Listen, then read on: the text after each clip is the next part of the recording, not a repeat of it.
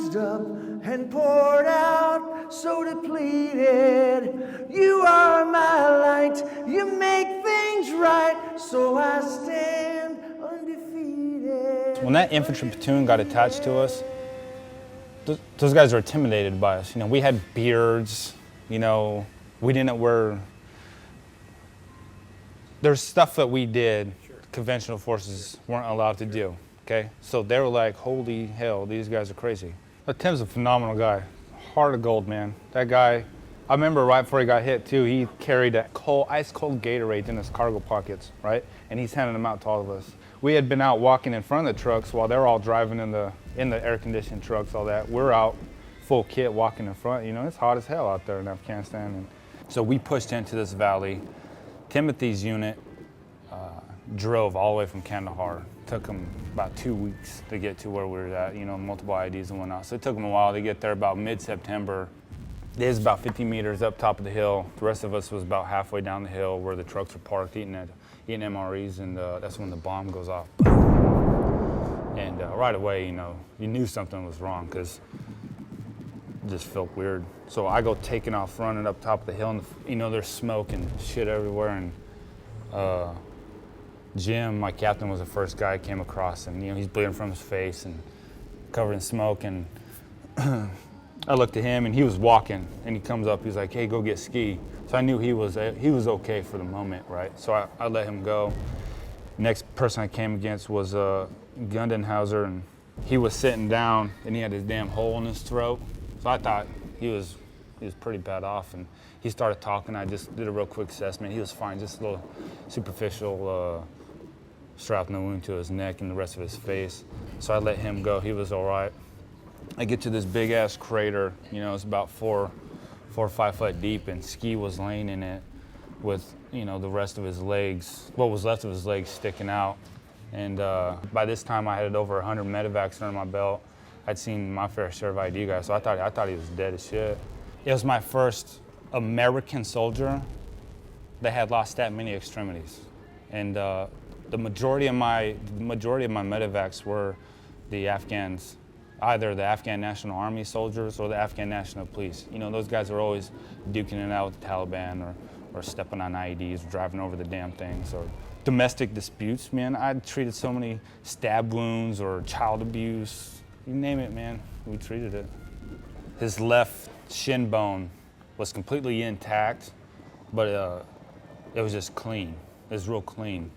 There's no meat, nothing on it, and it's sticking out. And my first impression looking at him was, you know, he was dead. There's no way he could have survived this ID strike. And I was actually getting ready to leave him and move on to another patient. Now there was 4 total soldiers that got hit up on top of that hill, and so when he started talking to me, it scared the shit out of me. I said, hey doc, I think I need a Band-Aid. And he asked me if he was missing his legs.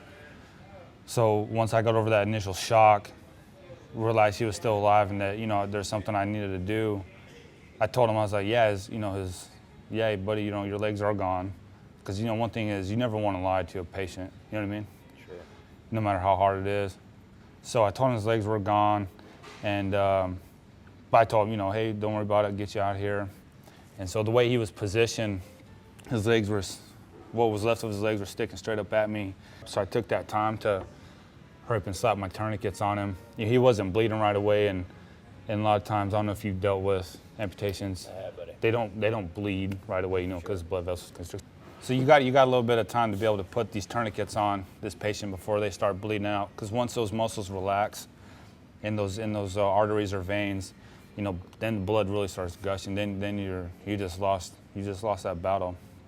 So I got these tourniquets put on. A couple soldiers come up on this hill.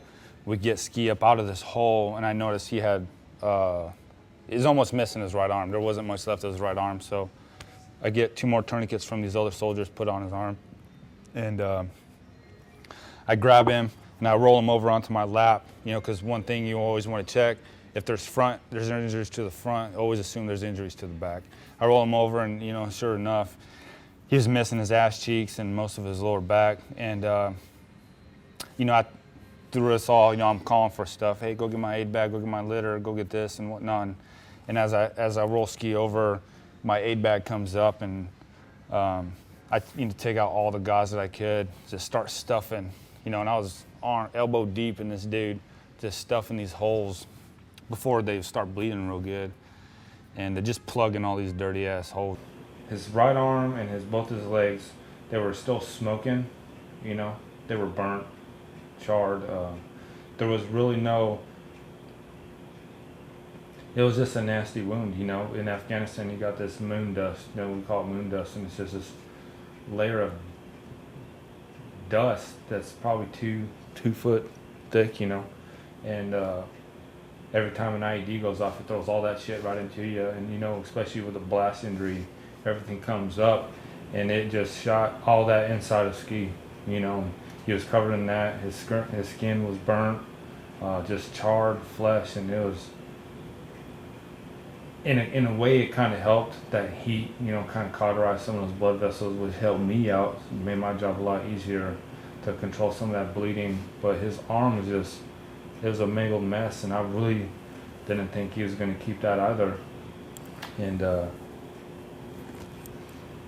just got a tourniquet on it, and like you said, you know, just try to clean it out as much as you can. You know, infection is one of the biggest killers out there for U.S. soldiers, you know. Is the ulnar nerve is one of the 3 major nerves in your arm, and I'm missing anywhere from 6 to 8 inches of the ulnar nerve right in here inside my arm, my right arm. I'm missing about half of my bicep and 3/4 of my tricep. As you can see here, the wound looks pretty small, but when it actually happened, before they started fixing it, this skin piece from here was actually above my knee, my elbow, and this piece of skin was actually down inside my armpit. So it was severely larger than what it is now. And just, I mean, I don't have full feeling in my hand, and I don't have full function, but I still have my hand. Dustin did everything he could to help me keep my arm. He made sure it was cleaned out. He did the best he could to clean it out, to be there to help get the circulation going. He helped wash my arm, move my arm around so that way it would continue to move. I had 4 tourniquets. I always carry a tourniquet on each extremity of mine, and I always preach that to everybody I'm around as well, because if you get your left arm blown or shot off, you can use your right arm, or your left leg. You know, you always got tourniquets everywhere because you don't know what you're going to go missing. So I ended up putting 2 tourniquets per leg on ski. So I got the bleeding controlled, right? But there's not enough volume in the tank, right? So I tried to get an IV started in his arms, and I couldn't, you know, because he had lost so much blood, his blood vessels had collapsed. So I have this, it's called an intraosseous, an IO, a fast IO is what it's called. Basically, it's this big orange handle with like 20 needles in a circle coming out. And when all those have equal pressure on it, a center needle fires, right? So you gotta press as hard as you can right on this. The sternum's where you put it. Yeah. You just put it right here and you push. I mean, you fucking push. You gotta push real hard. Like, I was caving this dude's chest in, and he's a big guy, you'll see tomorrow. Cave his chest in, pow, just to get that thing to fire. And I've used it a couple times on the Afghanistan people over there. Those guys are little dudes, you know, 120, 130 pounds, and I'd damn near feel their backbone on their sternum, just trying to get that center needle to fire. But what it does, so it puts a needle into the sternum, okay? From there, you can administer IV fluids, drugs, whatever, just like you can into a vein. It goes in the bone marrow. Just a little bit slower, but not that much, okay? Yeah. My thing was, I need to get this guy, all I had was IV fluids. I don't carry blood out in the field. So once I got the IO in, I took my time and slowed down and got an IV in. And by this time, you know, realization was starting to come back to ski. He was starting to cry for his kids and everything else. And that is one of my biggest things, is hearing soldiers cry for mothers, from pain. That's horrible to me, you know. So one thing I had in my aid bag that I carry an assload of is narcotics, you know. So I'm hitting this kid with morphine, fentanyl lollipops, just trying to narc him out of his freaking misery, you know. Because I honestly didn't think he was going to make it. So I wanted him to just at least go away easier. I was like falling in and out of consciousness to where they would have to slap me to get me to wake up. But I just remember trying to talk to the guys and try and make jokes to try and get them to be not as scared as I felt on the inside. So I just wanted them to know that even though I was a mangled mess, that I was still inside there somewhere. So I get him on this little ass litter, and we pick him up and we start moving him down this hill. Like I said, you know, his legs are shredded, you know, just shredded.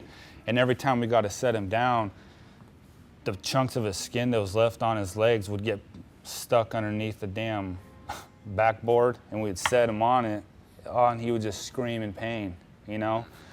It was frustrating as hell, you know. And we ended up moving him about 200 or 300 meters to an actual low ground area to where we can get the medevac birds in. And it took probably an hour before the medevac birds got there, because we were so far out there. I was worried that I wasn't going to have 2 arms to be able to hold my kids and my wife with.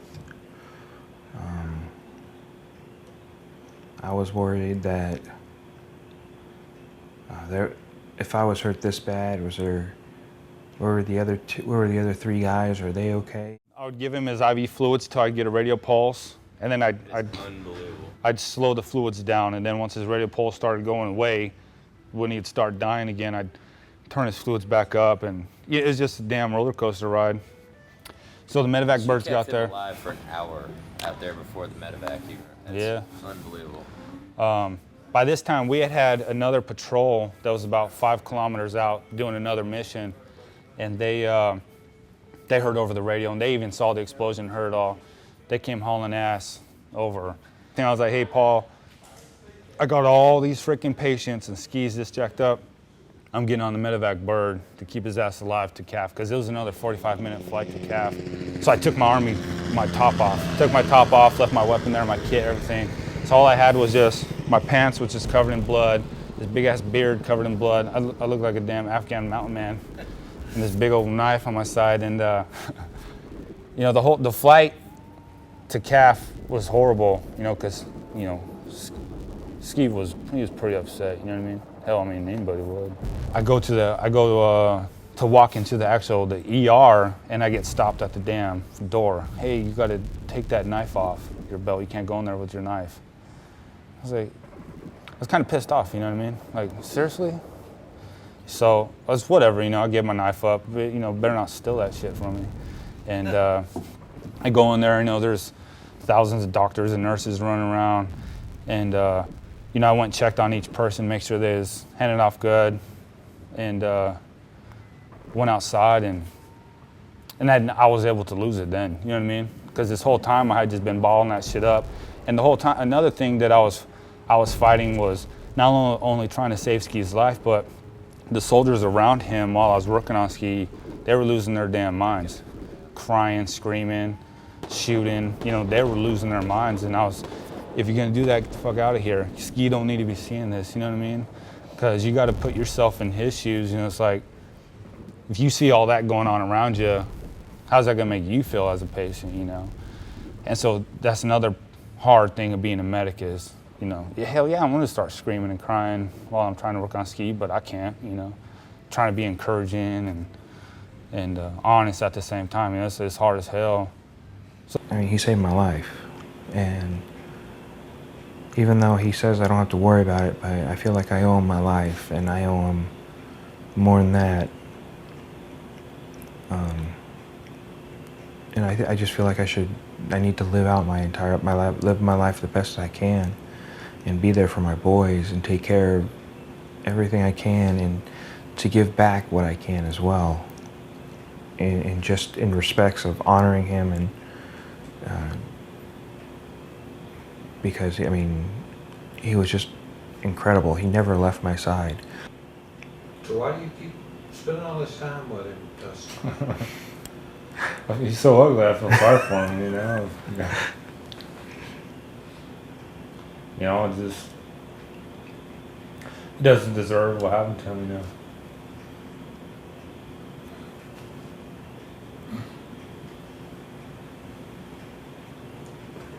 You've had like 100 medvacs. Yeah, I've had, How does this compare? just knew him on a personal level, you know. Most of the people I treated over there were all local Afghan forces, you know. It's just a face. You know, yeah, you feel sorry for him. Every patient is different, but you know, Ski, what happened to him, being right there, knowing him before he got hit, and then you know, the fact that another soldier had lost his life out there that same day. You know, the fact that just a red-blooded American out there, you know, fighting in this damn war for whatever reason, and it just means so much, you know. Another thing too was once all was said and done, after I left the hilltop that Ski got hit on, we ended up finding over 20 IEDs on that hill. Good God. Yeah, that we stepped on. I dragged Ski over, and none of them went off. I have no freaking idea how that happened. I mean, for me, there's stuff I look back on that I wish I would have done more. You know what I mean? I wish I would have done, like as far as the infections going, that he was having a whole hard time with. I never gave him antibiotics while I was treating him. You know, I had 2 freaking hours. I could have gave him antibiotics. I never did. You know, would that save more of his legs, more of his arms? I don't know. You know, that's one thing I beat myself up pretty good about. But it's the way it goes, man.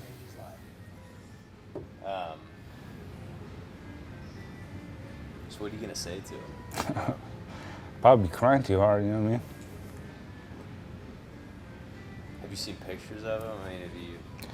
He has, I've seen videos of him walking. It's pretty cool.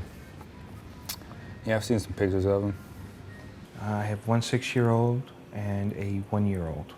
I mean, my family's been there 110%. I mean, they're all right there for me, and Hey, your mother, man, oh yeah. that's an angel So, come down from heaven, bro. and then I've got this guy I talk to all the time on the phone too. So, I mean, every time I start feeling bad and I say, man, I need to call and talk to someone, Dustin's just like already calling me. Or I'll think, hey, I need to give him a call, and next thing you know, like 20 minutes later, here he is giving me a call, and I'm like, man, I was just gonna call you. Yeah, this is a sad story about a soldier getting hurt, you know, but what we ended up accomplishing in that village is a lot more on a happier note, you know what I mean? This is just one bad day. Health clinics, I set up a health clinic out there to get the local people trained a midwife, you know, because childbirth over there is crazy, you know, kids dying all the time, you know, diseases, they just don't know, you know what I mean? So I, you know, got midwives actually to go to Kandahar, to go to school, to get trained up as a professional midwife, to come back. Because me, you know, there was one time a man brought his wife to me. She was bleeding like crazy. She was in labor, she was bleeding. And he brought her to me and wanted me to help her, but he wouldn't let me look at her, right? So my first reaction is like, all right, get the hell out of here, you know? If you're gonna be that ignorant, but that's where, you know, being special forces, there's other ways around it, right? So I couldn't push him away because then that would piss him off, whatever. So we had this female with this combat camera chick. No idea about anything else except for photography. And so I go up to her, I'm like, hey, this is gonna be weird, but I need you to help me deliver a kid, right? And I'm gonna be out in the hallway, you're gonna be in the room, my eyes, and you tell me what you see, and I'll tell you what to do. And shit went flawless and delivered a healthy little girl, you know what I mean? But she was freaked the hell out. It was like 6 o'clock in the morning, she didn't know what was going on. We raised our right hand and we volunteered. I mean, we knew this job had risks. I mean, we knew from the beginning, before we even put our arms up, and swore that we would do anything we needed, but it's just a price we pay for having such, I can't think of the word. I want people to know, you know, there's still a war going on out there. You know, there's people like Ski that, you know, came home without his damn legs and the use of most of his right arm. You know, completely innocent. The biggest heart I've ever seen in anybody my entire life. Can't dwell on that shit too long. You know what I mean? Yeah, I think about it all the time. I think about everything all the time. You know, I got a daughter, she'll be 3 June 1st. Yeah, those 2 girls are saving grace right there. I was a infantry sniper in Iraq, in Ramadi from 2005 to 2006, and I just, I know it sounds corny as hell, but I got tired of shooting people, you know what I mean? I figured I needed to be a medic to try to make myself some type of peace with whatever's out there. So I figured if I become a medic, try to give back from, you know, what I took, maybe that'll help me deal with something. You heal these wounds, unseal my tomb, and I'll rise undefeated. You fill my cup when I'm used up and poured out, so depleted. You are my light, you make things right, so I stand undefeated.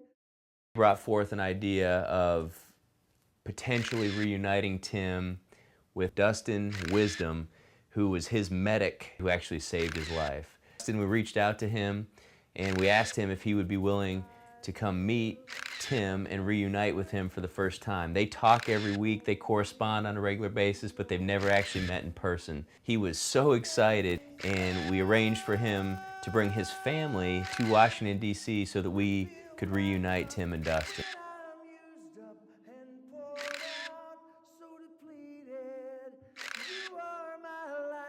You make things right, so I stand undefeated. When war comes round, you stand my ground as I fall so mistreated. Through so much rain, you keep me sane, and I remain undefeated, undefeated. You heal these wounds, unseal my tomb, and I'll rise undefeated.